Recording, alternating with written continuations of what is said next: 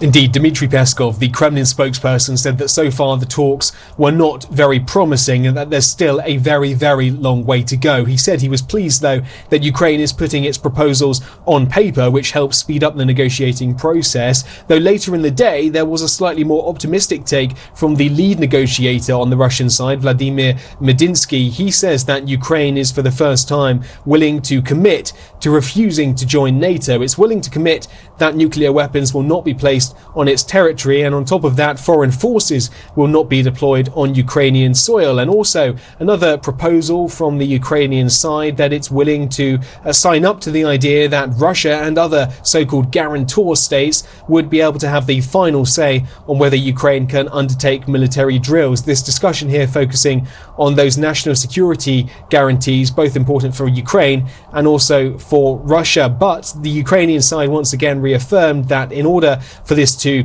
be accepted by the Ukrainian government, the Ukrainian people and the president, it would have to go through some kind of referendum process, and before that could happen, Russian troops would have to move back to their positions outside of Ukraine as of the 23rd of February, before this latest so-called special military operation began. And arranging that is very hard to see how the logistics would take place, because Russia is unlikely to want to commit to removing its forces until such a thing has definitely gone through the important legislative process in Ukraine. And so that could be the next sticking point in these negotiations.